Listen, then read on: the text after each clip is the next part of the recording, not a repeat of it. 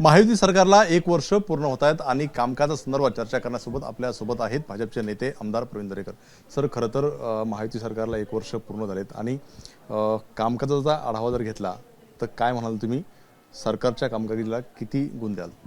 नाही, आपण वेगवेगळ्या प्रकारचे सर्वे मीडियाच्या माध्यमातून झालेत, सर्वेक्षण करणाऱ्या संस्थांनी केलेत आणि जवळपास 40% वर माननीय मुख्यमंत्र्यांना त्यांच्या कामगारावर समाधान असल्याचं सांगितलेलं आहे. सर्वे काय बोलायचं ते बोललो, परंतु आपण मुख्यमंत्र्यांची कारकीर्द जर बघितली तर महाराष्ट्राचा सर्वांगीण विकास होतोय.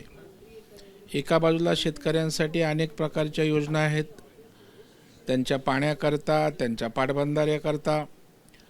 स्वतःकडे ऊर्जा खातं त्याने ठेवलं आहे की आज सौर ऊर्जाच्या माध्यमातून शेतकऱ्यांना वीज फुकट द्यायचा त्यांचा प्रयत्न आहे आणि त्याच्यामुळे शहरं विकसित होत आहेत. आज मुंबईपुरतं बोलायचं झालं तर मेट्रो, मोनो रेल आहे, कोस्टल रोड आहे, अटल सेतू आहे.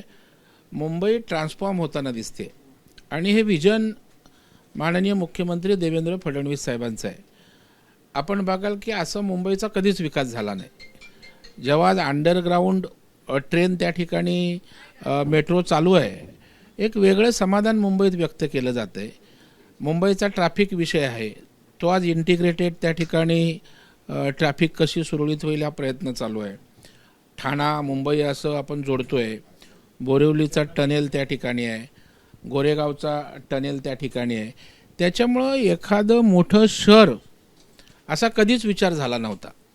आज आपल्याला इकॉनॉमिक हब मुंबई बनवायचं आहे. त्या अनुषंगाने मुख्यमंत्र्यांचं इकॉनॉमीवर काम सुरू आहे. एका बाजूला सर्व समाज घटकांना न्याय द्यायचा, लाडक्या बहिणींसारख्या योजना आणून, गरिबाच्या कल्याणाच्या योजना आणून, आणि दुसऱ्या बाजूला आपलं राज्य त्या ठिकाणी विकसित करायचं, आर्थिकदृष्ट्या सक्षम करायचं.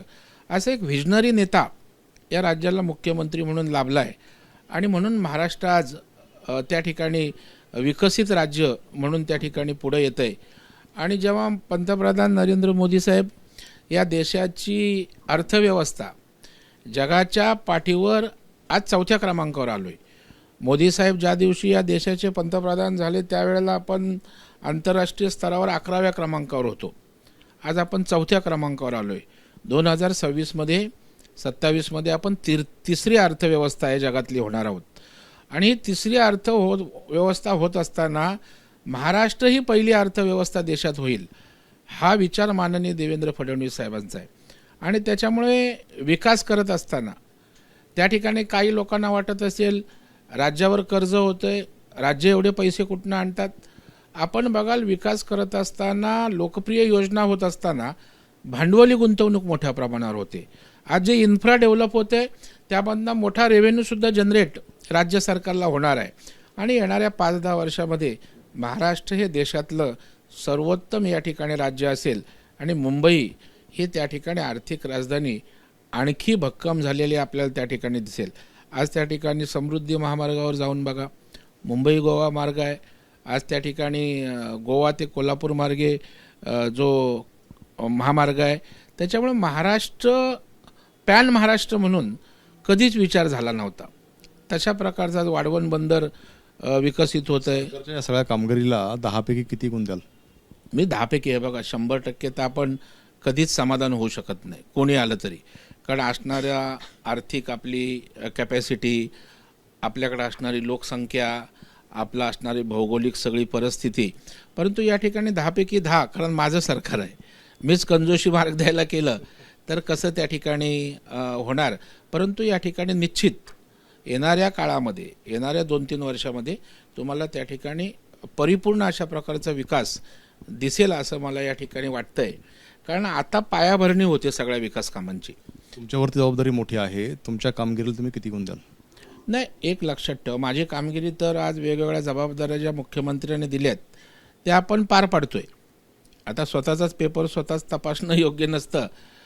आज आपण सेल्फ डेव्हलपमेंट आम्ही आणलं. मुख्यमंत्र्यांची संकल्पना होती की छोट्या जागेत राहणारा मुंबईतला मराठी माणूस मोठ्या जागेत गेला पाहिजे. आज आपण ते करून दाखवलं. मुख्यमंत्र्यांनी पाठबळ दिलं, मुख्यमंत्र्यांनी शासकीय निर्णय केले. आम्ही 18 मागण्या वेगवेगळ्या प्रकारच्या सरकारकडे त्या ठिकाणी केल्या होत्या. त्यातल्या 16 GR केले शासन निर्णय. माझा अभ्यास गट नेमला, मी त्या ठिकाणी सरकारला 300 पानाचा अहवाल दिला, तेव्हा सरकारने स्वीकारला आणि त्याचं प्राधिकरणाची मागणी होती, ते प्राधिकरणी झालं आणि त्याच्या अध्यक्षपदाची पण जबाबदारी मला दिली. आता 18 इमारती आम्ही उभ्या केल्यात आणि त्या 360मधनं 700 स्क्वेअर फीटात बिल्डर जागा देणार होता, तो 1400 स्क्वेअर फीटात राहायला गेला. चारकोपला जिथे स्वतः मुख्यमंत्री आले होते, श्वेतांबरा सोसायटी, 400 स्क्वेअर फीटात राहणाऱ्यांना बिल्डर 700 देत होता, 1100-1200 स्क्वेअर फीटात राहायला गेले. आज गिरगाव, लालबाग, परळ, वरळी, शिवडी इथे ते छोटा मध्यमवर्गीय मराठी माणूस राहतो, तो आज 150 स्क्वेअर फीटात, कोण 200 स्क्वेअर फीटात. आज फिजिबिलिटी होत नाही. काही एकल बिल्डिंग आहेत, काही ट्रस्टच्या बिल्डिंग आहेत, काही बेनामी प्रॉपर्टी आहेत, असे अनेक विषय आहेत, काही सेसच्या इमारती आहेत. त्याच्यामुळे मला वाटतं अशा प्रकारच्या छोट्या लोकांना डेव्हलपमेंटसाठी स्वयंपुनर्विकास हा मोठा आधार होणार आहे. आणि त्याच्यामुळे मला वाटतं आता सेल्फ डेव्हलपमेंटबरोबर क्लस्टर सेल्फ डेव्हलपमेंटसुद्धा मुख्यमंत्र्यांनी त्या ठिकाणी आणलं आहे. मोठ्या प्रमाणावर पैसे लागणार आहेत, पण आपल्याकडे एक म्हण आहे की if there is a will there is a way. मुख्यमंत्र्यांची इच्छाशक्ती आहे, काम करणाऱ्या आमच्यासारख्या कार्यकर्त्यांची इच्छाशक्ती आहे.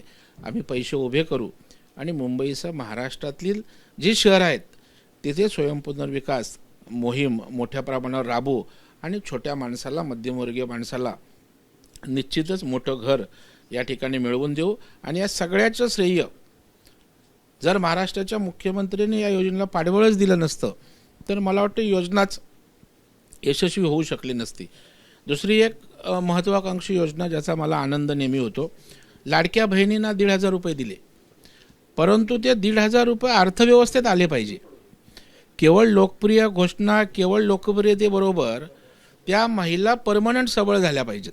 1,500 घेतले, मुलाबाळांवर खर्च केले, शाळेची वस्तू आणल्या, सणाला गोडधोड आणलं, इथपुरतं सीमित न राहता छोटे छोटे व्यवसाय करायला जर या महिला पुढे आल्या तर त्यांना आम्ही 1 लाखापर्यंत बिनव्याजी कर्ज देतो. राज्याच्या मुख्यमंत्र्यांनी सरकारची 4 महामंडळं आहेत, त्यांना मुंबई बँकेबरोबर MOU केला, आम्ही LOI जनरेट करतो आहे.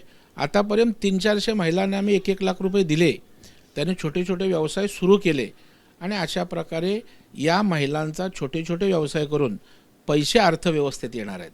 मग जे बोलतात आर्थिक तिजोरीवर ताण आहे, जर या महिलांचा पैसा उद्योग व्यवसायात आला तर आणखी महाराष्ट्राची तिजोरी भक्कम होईल.